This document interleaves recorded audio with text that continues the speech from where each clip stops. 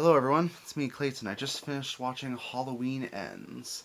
And when it comes down to it, I do think that this trilogy of Halloween movies that basically retcons every single Halloween movie except for the very first one is probably the most coherent out of all the Halloween timelines. But this film is kind of a mixed bag. I do think it's ultimately better than Halloween Kills, but not as good as the 2018 Halloween, if that makes any sense.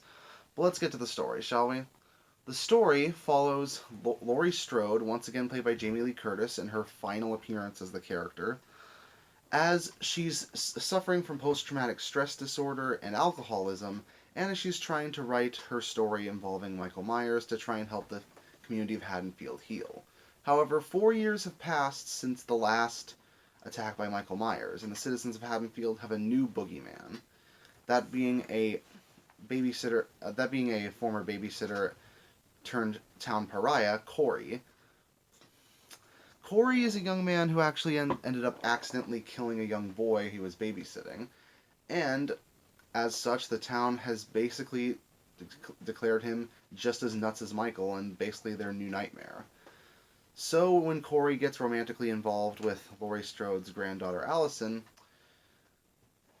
it's made very clear that Corey could become just as bad as Michael himself, especially when Michael Myers makes one more appearance to try and take out Laurie Strode once and for all. But that's all I'll say about the story. The addition of Corey into things does make it seem like this film is going for an evolution on the themes that the last two Halloween films have gone through. The Halloween 2018 was about how the trauma of Michael Myers affected Laurie's family.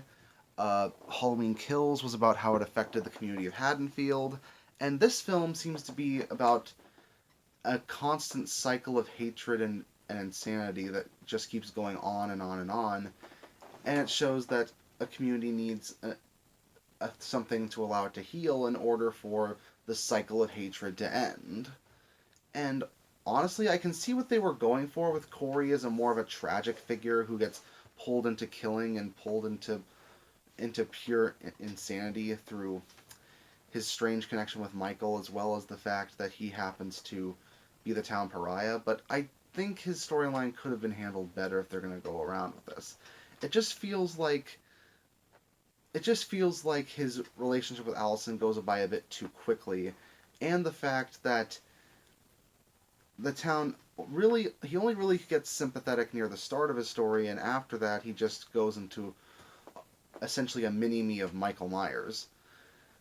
The film does go into sort of some theories about whether he is a good person inside and whether he just has an evil side to him that has been coming out more recently, but the film doesn't really explain it that well, and ultimately it doesn't really seem to deliver that satisfying an ending on his part.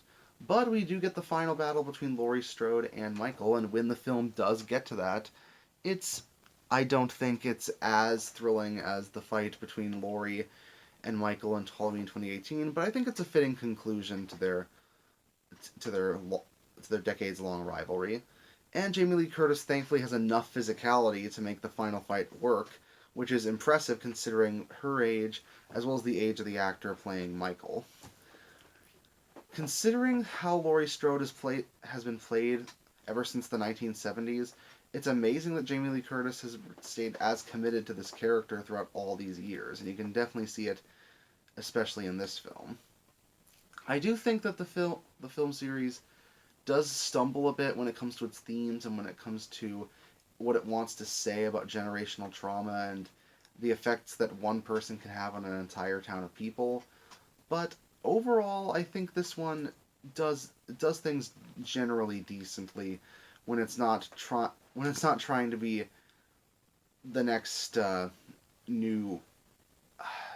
When it actually tries to be a good Halloween film, it does succeed. Is what I'm trying to say.